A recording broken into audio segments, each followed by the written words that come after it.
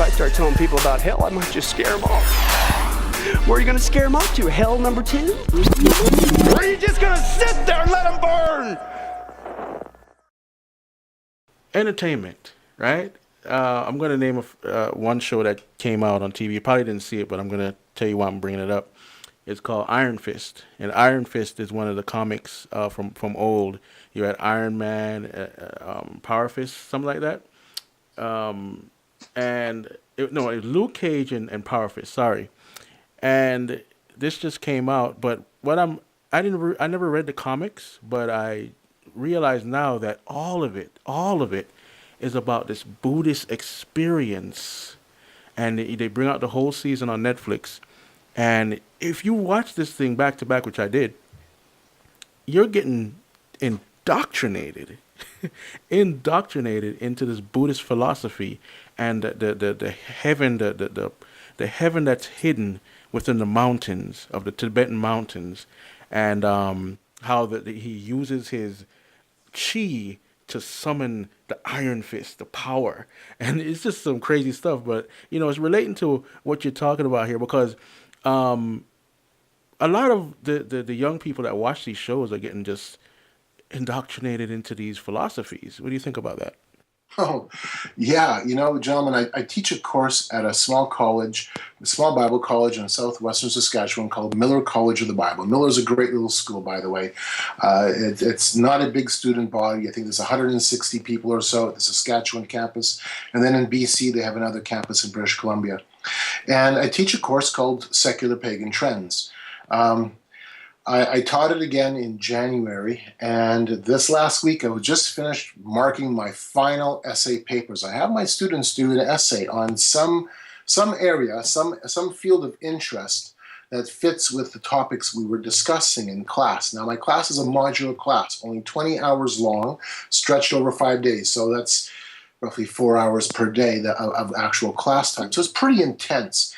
But the papers that I've just finished marking, so many of them from my class of 50 students, so many of them were on different games, different game systems, different comic books, different television shows, or Wow. make references into movies as the students, after 20 hours of wrestling with this together, this classroom, realize just how enmeshed they are within a culture that fits with these philosophies that we're talking about, these Eastern, pagan, New Age, esoteric philosophies. They're going, it's all over the place. I'm so sorry. Yeah, we're being You gotta biased too. say that one more time. Start from the top, because this is something that we've been talking about. And you're saying, and I'm sorry to cut you, but you're saying that after your students take the class, after you've exposed them to all the things on the outside, they do what? They do Talk about. Yeah, they do a research paper, and their research paper has to dive into some area that's pertinent to them, how they see this worldview impacting themselves or impacting culture or the church. So many of them do research papers on a game system or a particular game, virtual reality, different movies, different TV shows, comic books. They do these papers because they realize that these games that they've been enjoying, these comic books that they've been enmeshed with, the movie series that they've been following, that they've all been preaching to them. And they're preaching to them these worldviews of Eastern mysticism, these worldviews of paganism, these worldviews of the New Age movement or the esoteric occult worldview. And so after 20 hours, their eyes are open. They're writing these papers going, I can't believe how we've been soaking in this stuff and we didn't even know it. Yes, exactly what Wow. exactly what me and Rory have been talking about for so long. And in fact, I watched a DC comic movie, a DVD that came out. I can't remember the name of it right now, but this was in it.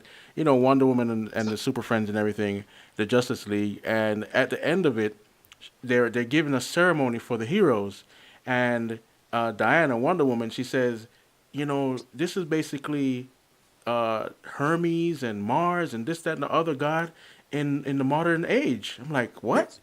And so from there, I started doing my research, and it turns out they weren't lying. They weren't lying.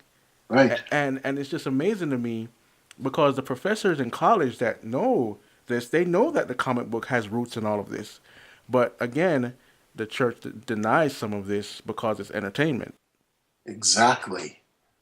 Exactly. We just slough it off. Oh, it's just entertainment. And this is something I tell my students. Hey, you know something? It doesn't matter if you're reading a book or if you're watching a movie or whatever. There will be a message. There's going to be a worldview embedded in there somewhere. You can be preached to in some way, shape, or form. It's not necessarily a bad thing that's happening to you, but you just need to be aware of it so that you can discern, so you know what is good. Because sometimes there's good things being preached as well. It's rare. It's rare, but it's there. Yeah. You need to be able to be discerning. You need to be able to know that, yes, you are being preached to. You're being preached to constantly. You're being preached through by advertising, through Super Bowl halftime shows. You're being preached to with the latest movie that's come out on the big screen, or with your next VR game. You're being preached to. Yes. You raised a point there that I got to go to, and it was the Super Bowl halftime show. I was talking one day in my church, and I said, how many of you guys have ever been exposed to Hinduism or sat and watched a Hindu sermon in your home or some Hindu event? And nobody raised their hands. And I said, okay, let me change it up. How many of you guys have sat down and watched the halftime Super Bowl show? And everybody raised their hand. I said, that was Hinduism. You were just exposed to Hinduism, and this is what's going on. And I showed them how the different colors and all the things that were going on there. But this thing is, like you're saying, it is happening today on a level that is far deeper, far higher, far wider than anything we could have even imagined. Right. Yeah. I had to kind of giggle there because as you were describing that, I was like, yeah, they've all have been exposed to it. They don't even know it. Yeah. Yeah. This, and I think it's a clever plan from the dark powers, because in reality, since I've been researching a lot of this stuff for the last, oh my gosh, like maybe 20 years or so, it's very hard to get everything at one time, Yeah. And if you don't know the different aspects of different religions, you will be lost anyway. You would never know, Right. It was just a couple months ago that I found out what Shintoism was and what they believe. Just Right. a couple months ago.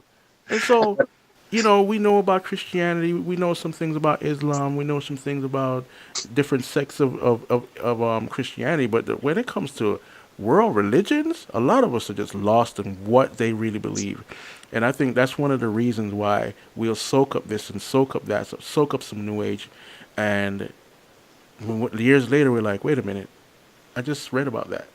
When you're watching the movie. Yep. No, you're absolutely right, Chris. Absolutely right. It's not that we even necessarily need to know everything about every religion or every worldview. We need to have a good handle on it, though. Of that, there is no question. And what we do need to know, too, is where is that foundational difference between Christianity and these other different philosophies and religious worldviews? Where is that fundamental difference? And it boils down to a few things. It boils down to the fact that our God is different than creation. He is unique, distinct. There's nothing like him or comparable to him. Yeah. Which is really interesting because this cannot be a God you make up. We can only make up gods that reflect something that we already know from nature. This is a God that has to reveal himself to us. Otherwise, we would never know who he is. And that's what he does. He revealed himself to us through the Old Testament. And so we have to know that our God is different than all the other philosophies out there. And then we have to understand that what is our human nature, the character of our human nature. because the world says we're all good. Freemasonry, even the idea we're going to make good men better implies that I'm already good and I'm just going to become better. No, I'm not good.